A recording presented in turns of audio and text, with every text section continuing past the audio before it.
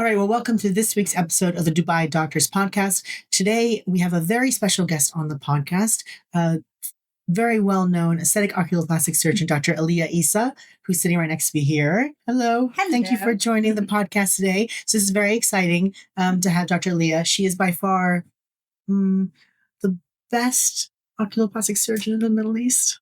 Is that? No, I think that's, she won't say that, but I will say that. I've coming seen from you, that's many of your best. patients. Oh, thank you. I've seen many of our patients, beautiful work, very skilled, but you also are big on general aesthetic stuff, beauty stuff, and you are a bit of a skincare junkie. I am. Like, not a bit, like a mega. When I was little, I wanted to be you. Yeah, and when I was little, I wanted to be you. Oh, well. So we're going to switch jobs for a week. So you can come and see Dr. Alia for your skin stuff, and you can see me for all the eyelid stuff. That would be fun. I know she can suture very well. I can at least suture. Maybe not anything else, but suturing, yes. No, she can. So we'll switch careers. But today we're going to talk about, skincare trends. Because it is part of your area anyway, because you're an aesthetic oculoplastic surgeon. Yeah. So just to clarify what that means. So Dr. Alia has done full ophthalmology training. So all diseases of the eye. Exactly. Eyeball. The eyeball. And the eyelids. The eyelids, all parts of the eye. And then you did extra training to become oculoplastics. Yeah. So that's like plastic surgery of the eyelids. Exactly. I did that in London. You did in London. In the Harley Street with Professor Ezra. Yes. Which is a very renowned oculoplastic surgeon in the UK. And it's one of the world's only aesthetic oculoplastic fellowships. No? So there's a very specific training in the aesthetics of the eyelid. Yes, and Dr. Ezra, Mr. Ezra even. Yeah. Yeah, Mr. Because in the UK, ophthalmologist surgeons are called Misters. That's true. Misses, not Mrs., Miss. It's Miss. Miss. They probably call you Mrs.? Miss. Oh, well. I don't know. Well, whatever. Anyway, Mr. Ezra, really nice guy. I've met him too. Lovely guy, very skilled. And I think when it comes to training and stuff, it becomes extremely important who you train with, not just where you train, but who is the person who is teaching you stuff. And you've been taught by the best. So you are the best. Well, working on it. And you currently work in Moorfields. I currently work at Moorfields here in Dubai. Yeah. Yes. Perfect. All right. Skincare trends. So obviously I see this all the time, but what are the kind of questions you're getting about skincare trends from your patient population? I mean, you probably get more skincare trend questions than I do, but most of the questions I get are, which cream do you recommend? Yeah. What can I do for my dark circles? The dark circles. The dark circle. It's like it never ending. It never ends. And, what can I use for the puffiness? Is there a cream that makes my eye bags go away? Things like this, Okay, so eye bags. Eye bags. So the main question when it comes to eye bags is, what kind of eye bags do you have? Okay. Right? Yeah. Yes. So where do you have the puffiness? That's the first question. Do you have the puffiness more here? Do you have the puffiness more here? Or do you have the puffiness here on the sides? Very different things. So cheek, upper lid. Yeah, upper lid. Or down in the tear trough area. Exactly. Or do you have it more in the malar area? Right. Because they are very different kind of puffinesses, right? So the puffiness that you have in the malar area is mainly water retention. Okay. So that can happen because of allergies, because of filler that was previously placed, things like this, or even just genetics. Some people just have the tendency to have a little bit of more fluid retention in this area. How do you fix them? Well, probably shouldn't have started with that because it's one of the most difficult things to treat, right? I was going to say, manual lymphatic drainage of the face is. Yeah, I mean, it does help, because especially manually doing this kind of massages, they do help temporarily, but they won't make it go away. To be completely honest, there has been a lot of research or trials and things on how to fix this. Some people try with lasers and radiofrequency and endolift and things like this, but they all don't really work 100%. So the easiest is when you actually really had filler to dissolve it. Yeah. So then, Yeah, good. Lucky day. That and shelf people get. That shelf look. Yeah. And that I get that question on, can you fill this with filler? And I say, no, you can't correct the shelf. No. And I've tried it with patients who are very insistent. And we always get into a situation where it never looks that good. Yeah, to be honest, when you have this shelf, it's an anatomy problem, right? Yeah. Because you have different ligaments. Yes. You have the sigmoidicofacial ligament, the orbitomalar ligament. It's basically like a triangle that is there. And a lot of people have it and some people have it more pronounced. And especially when you have swellings, you will see it more because the water just gathers there, right? So if you look closely, I also have it. No? So there's a little bit of dip there.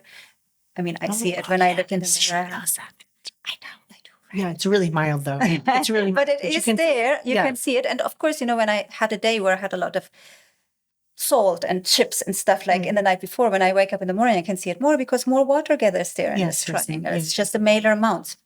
Yeah. So you can't correct that with filler. You can't, like temporarily, maybe a little I think bit. temporarily you can have done that temporarily. And so temporarily, it might get a little bit better, but it's also, sometimes we also have to accept a little bit our genetics and kind of keep in mind what triggers it, what makes it worse, and to avoid certain treatments like filler, for example, in the tear trough area, because this can make it worse in certain situations. Not for everybody, but other treatments, when it comes to more definitive treatments, would be surgically, right? But even that doesn't fix it 100%. So would you do that as part of your area? I could. Okay. But there's never a guarantee that even when you do the surgery, that it really will go away. But what are you going to do? Change where the ligament is? So you basically release the ligaments. You can sandwich fat in there to basically give a little bit of a pulsar. So it's more of an extensive thing. Yeah. And I wouldn't, it's one of those surgeries where you're like not really giving a guarantee. I'm sure there are some skilled surgeons out there in the world who are 100% certain that they can fix this. I'm always a little bit reserved when it comes to that particular area. So there we have the malar mounts. Malar mounts, yeah, exactly. Got it. Okay. The other thing is the actual eye bags, right? When you have the fat prolapse. Like where the tear trough is. Exactly. So here. So the best way to really see it is when you let your patient look up. No, because then the fat pushes out. Yeah, you can see it more. Exactly. So when you look up, right, and then the back forms there, then you know, okay, that's fat, right? Yeah. And there, the only treatment is really surgically. Now, if it's a very, very, very small bag, then you might hide it with a little bit of filler to basically put a little in a tear trough, but only when it's a really, really small bag. If you have a proper big fat bag, you just like... Professor Ezra, you used to say, well, you have mounds and valleys, right? Yes. So when you have a big mound and then you have the valley, you need a lot to fill in there to be able to hide this mountain. If you do that, because when I see a patient with a big fat pad here, I say absolutely not to fill it. Exactly. Because he'll just give you that chipmunky kind of Exactly. Yeah. Look. I would not do that. No. So it's a situation where you don't do it. What I do and what people sometimes find very interesting is, after this, I tell my patients, okay, look, you have the big bag.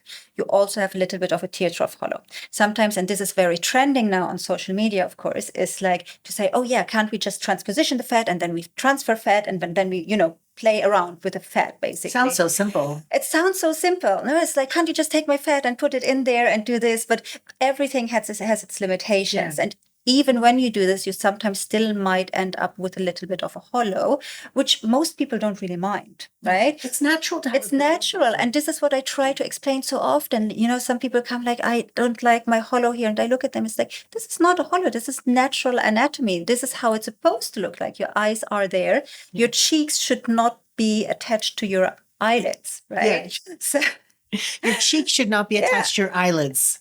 Lesson of the day. Yes, please remember that. Please remember that. So when it comes to the actual eye bags, the fat bags, their surgical intervention is the best. No? And the little under eye roll? The little under eye roll, that's a muscle thing. No? So that's a muscle thing, right? Yeah. So if you have this little muscle thing there, or you smile and you have this roll here, call it jelly. I call it jelly roll. Yeah, the jelly roll. That's exactly. Yes, that's what I call it too, actually. Funny thing, I was just in Asia. Oh, right? yes, in Korea. About this. So yeah. And you know how here, like my husband, for example, he has this jelly roll, right? He doesn't like it. He's like, can you do something? And then I put a little prick of Botox in there. And it relaxes the muscle. It relaxes the muscle. Yeah, but you have to have a prominent enough jelly roll. Exactly. To get Botox but in Asia, they love this jelly roll. They actually put filler in there to get this jelly roll. What, just under here? Yes. Oh, gosh. Because it makes them look more like a doll. So it's basically this doll face appearance. And they like this little roll here. And they inject, like some people inject filler to have this roll. Wow, serious. That's crazy. It's just, different beauty standards, basically, right? So for them, like us, we might, look not nice at all. And they want this jelly roll and they want... But the whole structure of the eye is very different. The whole structure of the eye is different. And, like as an oculoplastic surgeon, one of the things I like to do is like look at people's eyes, basically. When you're in Europe or in London in the tube, and there's so many people, and you have nothing to do but to look at the aging faces and be like, oh, yeah. Yeah, but you're one of those weirdos in the tube that's looking at people because everyone else is looking at their feet. And then you're like, But it gets boring, yeah, right? it's And then boring. sometimes I mean, I look at people's skin. yeah, so I do like to analyze aging a little bit. No, I like to even at pictures or like anything. So I look at this. And one thing that I noticed, which I found really interesting. So Caucasians and Arabs, no, even they also age differently. But most people in our circle age with like sagging skin, wrinkles, extra hooding of the eyelids. Asians, I noticed, they have really dull skin because they have more fat, probably more collagen, whatever. But one thing that I notice in a lot of Asians when they get older, and that's the one tell sign they are older, is the eye bags. They get a lot of prolapsed lower eyelid fat bags. Right. Okay. That's specifically like okay. That's an oculoplastic thing, but I Oculoplastic found it quite interesting Yeah, that's because they interesting. didn't really have this wrinkles, and they had more tighter skin. They just said eye bags. That's true, actually. I'm going to look at more people and look at their right? bags. Yes, on the tube, if I ever go out to them and sit on the tube ever again. But yeah, good thing to look at. Yeah. So what about dark under eye circles? Because that's like a major, and that's where skincare trends become like insane. Yeah. Like So stuff for under eyes. when it comes to darkness under the eyes, and there are different reasons why you have darkness, right? It could be because your skin is very thin and the muscles and the vessels and everything shines through, right? So you have this light bluish discoloration and the dark circle is because of this. Then the dark circle could be because of actual pigmentation, especially in certain populations. They will have more pigmented periocular area. Completely different treatment. And then there is the actual eye bags, which also causes shadows. Yeah. So when it comes to treatment, okay, which kind of eye darkness do you have or eye bag do you have? First, you need to find out what it is, right? Yeah. So one thing is find out, okay, is it pigmentation? Is it vasculature? Is it an actual eye bag? No, and with the vasculature, I mean, I always tell them, okay, we'll do this little test. You just press on it if it goes away. Yes. Right. Then you know it's vascular. Okay, it's vascular. And if it doesn't go away, then it's more pigmentation. And then Send them to me. I am probably not the best one to treat it, then it's more you. Yes, I do treat under eye pigmentation with creams. So what do you use for under eye? I use hydroquinone and tretinoin. But I may change the percentages a bit for the under eye skin because some people get more irritation there. So, less tretinoin. I always try to keep the hydroquinone high. I'm a huge fan of hydroquinone. How high do you go around the eye area? I'll go to 8 or 10%. Around the eye area, Yeah. As long as they're not getting red and the tretinoin's kind of low enough and they put lots of Vaseline on top, then we're fine usually. But the redness isn't usually an issue with that because hydroquinone causes skin redness. But it's more the tretinoin causing dryness. That the face will be fine, but then this area gets a little bit peeling. So I tried, we'll Vaseline it and then maybe use 3 nights a week rather than every time. Do you do the sandwich technique also sometimes? Yeah, that you put first like moisturizer and then that? Something like QV moisturizer, something really basic, and then put your tretinoin cream on top and then put your Vaseline. So yeah, that helps with around the eyes. Yeah. But it's not magic. So even though there may be pigment there from like the patient's had post-inflammatory pigmentation or like dermatitis, things like that, it doesn't magically make it better, but it can help improve it slightly. Yeah. So I always give this really strong caveat, like this isn't magic, I always have this tagline as well. It's like, it's not magic. It's not magic. Whatever I do, if you don't do your part, it is very important. And I always, because people tend to forget that. Sunscreen. Oh yeah, sunscreen. Sunscreen around the eyes, When I tell them, well, you have to actually put sunscreen around your eyelids. They're like, around the eyelids? I was like, well, this upper lids, lower lids. I mean, you do a lot of Mohs surgery. Skin cancer is very common around the eyes because the skin is really thin, right? And a lot of people don't really put any sun protection or anything that in the ears. But that's why I like mineral sunscreen because it doesn't usually drip into the eye. That's irritating. And I like sticks and not. I love a stick. Not to go like drag it. Yeah. But you kind of stamp it. I will bring you one. I have another stick from the same brand. From Korea. Yes, from Korea. I love it. Because good. You know why? Because a lot of the sunscreens, when you put them on, they're like shiny and dewy and stuff. This is like matte, so you can just put it around the eye. Yeah, matte stick. It just doesn't. I also tell this always to the male patients in particular because they don't like shiny. No, I don't. And I tell them, well, you can put this on. It doesn't shine. Also, for scars and everything, like after surgery, when you have an upper blepharoplasty and you might have a little scar, right? Sun protection is so important. Yeah. but you don't want to have to like, I also find men don't like to put creams on. So like, well, if you have a stick, all you have to do is like, Yeah. it's like chapstick. Like you just have to put on, Yeah. you know, you're more likely to use it. But yeah, I'll bring that stick over. Oh, yeah, I want to You see- like I want it. the You like it. It's really Yes. nice. Okay. The stick. We love the is great. stick. We love the stick. Yes. Okay, good. I always Excellent. have it on my desk as well. I love it. Let's demonstrate. So, but is there any treatment you do for under eyes dark circles? So as I said, most of the time it depends on what the reason is. Yeah. If it's like a pure skin thing, Yeah, I of send course. it rather to you, Yeah. right? Because you will be much better equipped to Right. deal with it. Yeah. When we have a small hollow and you have a darkness because of this, then I work with a small amount of filler. The key is a very, very small amount of filler because, you know, when you have this dip and you have the shadow there, people are always scared nowadays of fillers, you know, because, oh my gosh, fillers are so bad and they get more. And yes, it's true. I mean, I have worked on a very big 3D MRI study, which is getting published now. Oh, exciting! I'm very excited. Please, I'd like to have the pre-print. Yes, I'm going to send it to you. So Yes. basically, the study that we did was back in London about filler and filler expansion, and what we used there was 3D MRIs. Right. Yeah. So there's a fantastic radiologist in London, Simon Murray, who does those 3D reconstructions of the images. And what we can see there is exactly how much filler is where and how deep. And we had a set of patients. Oh God, here we go. Yeah. This will scare anyone from having tears No, ever again. No. Okay. But the key is always how much do you put Yes, how in, much you right? put in. So what we did different kinds of studies, but one of those studies was where we knew exactly how much filler was injected. And then we we did the MRI and measured how much filler was measured after a certain period of time. Oh God. And generally the expansion, and this is, I think, a very important point for anybody who uses filler on their patients, is that it increases by 2 to 3 times. But even like the highly cross-linked juvederms, which are meant to not do that. So that's a very good question. Yeah. That is one of our limitations, basically, because very often the patients come in and it's like, oh, I didn't know which filler I don't know had. which filler I had. But generally, I can show you, like in the patients, any kind of filler was increasing. So 2 to 3 times. Exactly 2.8. Wowzers, that's a massive, and that's why you can get funny problems like under eye swelling or swelling. And I think, you know, the biggest problem for a very long time was that filler was used to, oh, you have to top it up after a year. No? Top up filler. I'm coming from my top up filler appointment because my filler is gone. There's no such thing. Your filler is not going away. It's not moving anywhere. Well, it might move.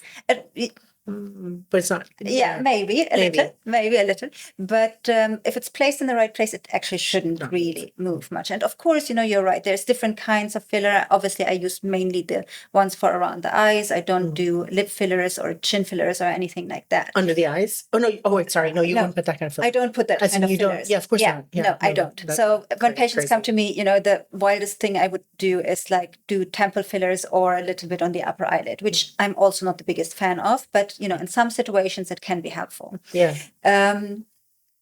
But like, you know, any kind of filler will expand. And this is the main information from this. I still use fillers. I love fillers in certain situations for the right patient. But the thing is, you have to know how much to use and really also to know when to stop.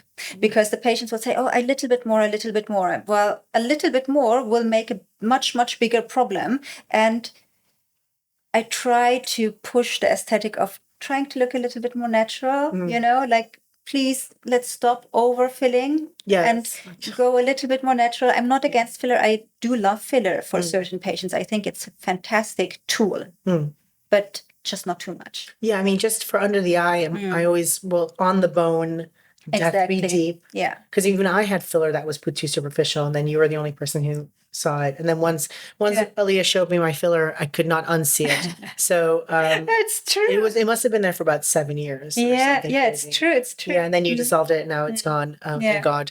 But but yeah, I mean, on the bone in very small amounts, because it comes in a 1 ml syringe, and then you're like, well, you're never going to use the whole ml. Do you remember the olden days when, you know, when you used to go to the dermatologist, they're like, oh, but, you know, we have 1 ml and we don't want to get it to waste, you know, and the patients are sometimes just like, okay, I put 0.2 or 0.3, and then they look at the syringe, it's like, but there's still so much in, can't you just put this somewhere else? I was like, no. Yeah, it can't go anywhere else. Well, I mean, you can't, I mean, I think with like, if you use the under eye ones, you could use it for like lip hydration.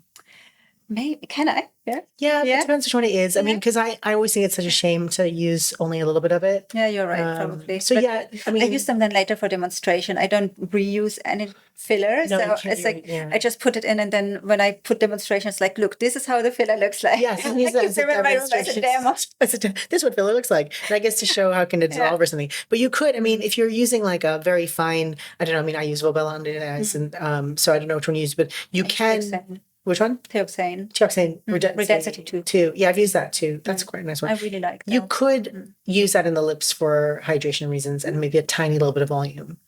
Am I getting You could. I mean, you could. Not a lot of it, but like you could finish the syringe that way because it is so it's so light. Yeah. So it's true. It's true. Yeah, so just not to waste it. But no, I mean, the whole top up the filler concept is crazy. But yeah, I mean, just on the bone and just very little. Very little. Just, and I always say, I might be wrong, but I always just fill in the little crease.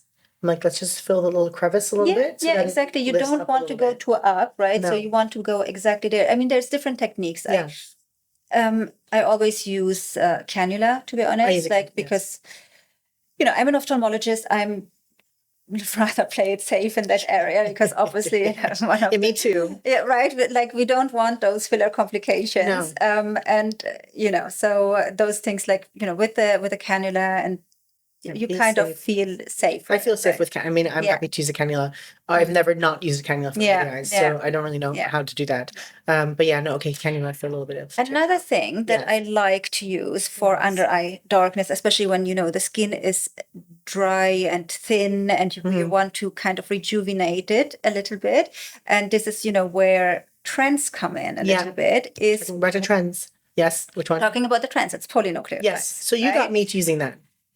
Exactly. So I do that for patients now too because of you. And do you like it? Yeah, my patients love it. Yep, I'm going to do one today actually. Yeah. But no, they really like it, and it feels very safe to do. Yeah. Which it is, and it's just an intradermal type thing. Do you do the bubbles or do you do it with a cannula as well? Cannula. I do it sometimes combined. Yeah, you do it combined. I do it combined, and now I started to do it more with a needle, just like little bubble, bubble. I'm just seeing some of those things. You're like, okay, let's see which ones gives the better results. Yeah. Like when I started, I was only doing it with the cannula and a little bit bubbles on the sides. But honestly, I think it doesn't make a big difference. I don't like the pain involved with them. So we're going to talk about needles and pain in just 1 second. But yeah, I do like the cannula. I feel like the patients recover faster from that. Yeah. You don't get any bruising from that. And it's more comfortable. Though today I had a patient earlier, she said it felt very intense. There are, I think, out of 10 patients or 20 patients, maybe one will say, oh, please don't use a cannula. Yeah. Because I feel like it makes me too swollen, and there's pressure feeling. They don't like this, and they prefer the needle. And I mean, it's very superficial. So it's very safe, right? But of course, when you use more needle, then you have a higher risk of bruising, which you always have to keep in mind. No, whenever there's a needle involved. Whenever there's a needle involved, and the pain. But no, I think that's quite nice for rejuvenation. I mean, I think it does lighten a bit for the dark under eye circles. It's not magic. Nothing is magic, right? And a lot of people are like, oh, so I do this now, and how many times do I have to do it? And does this mean I have to do it always? But I like to say, especially in those kind of treatments, well, think of it like maintenance, right? Like our body, we are aging, like your car. You take your car for maintenance every 6 months. I should use that analogy. Right? Yeah. Like, if you do polynucleotides now, you might have to do it again. You will have to do it again because you continue to age. You don't stop. Yeah. Same thing with the surgery. So when sometimes you have younger patients, especially again with the trends now on social media now, I have a lot of younger patients who are in their 30s, sometimes even like mid-20s, who come and be like, I want a BLEF, right? And it's always with a little bit of limitation. I mean, some people really have hooded eyelids and they just don't like this. But the most important thing that I have to discuss then, when it's really not a thing that happened because of aging, because they're just 25, is you will look different. Is that what you want, right? And I think this is one of the most important conversations you need to have when you work in aesthetics, is to actually have the conversation. What is it that you want? Sometimes patients, and I'm sure people come to you as well and be like, fix me. Yeah, I don't get that. I get that. Don't ever say now, that. Fix me. I'm like, don't say that. Never say that. It's like, I'm here. I saw you on Instagram. Fix me. Yeah. It's like, No. What is it that bothers you? Yeah, there's a mirror. Do you tell me? Exactly. I'm not going to start pointing out things that you never even saw. But lots of doctors do that. Which I find ridiculous. You I know find how it many ridiculous patients I have too. who come in, it's like, oh, I went to another doctor, mostly plastic surgeons, and I just wanted an upper bleph. And then he said, I need a lower bleph and a mid facelift, and I need a brow lift, and I need this and this and this and this and this. And I look at them, it's like, well, do you want that? Is that what's bothering you? What is it that's bothering what's bothering you? Yeah, no, they don't need to tell me which surgery to do, but I ask them this one question. It's like, what is it that's bothering you? And then we see the solutions. Like one of the most common things is like people come in and they're like, I need an upper bleph, right? Because they have a droopy lid.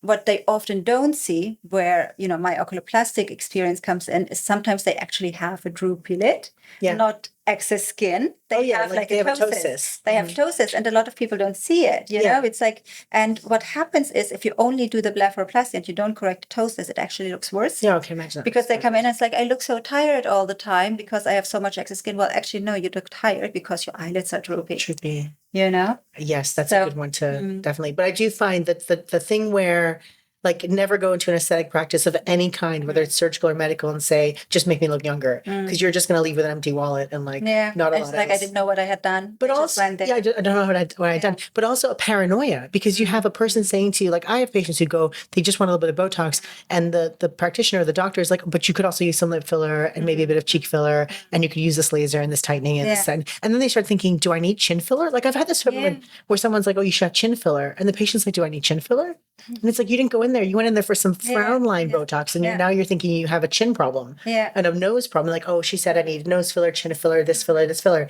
And it's so difficult. It's difficult. And especially in aesthetic, the line between, did you see this? I think this conversation was in America where they started to refer to patients as clients. Did you see this? No. Big conversation. And I find it so scary because even if we are working mainly in the aesthetic field, they are patients. And we're still doctors. Right? So I would never refer to my patients as clients. As a client, you know, I'm not selling anything. It's like we are still doctors. We still have a Hippocratic oath. And one of the main things, you know, when it comes to plastic surgery, it's like, okay, can I do things better? You know?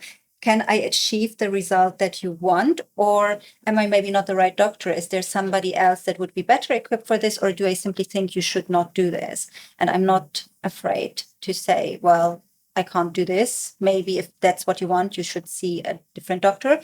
Or you should definitely not do that. Yeah, I have no issue saying things like that. Yeah. So my favorite line is, no, you're not going to do that. You know what I'm going to get? Yeah, I get from like a little buzzer. I found it super funny. It's like, no, next. We can totally do a TV show like that. And get them to come in and we buzz them and say, no, you're 25, you don't get anything, leave.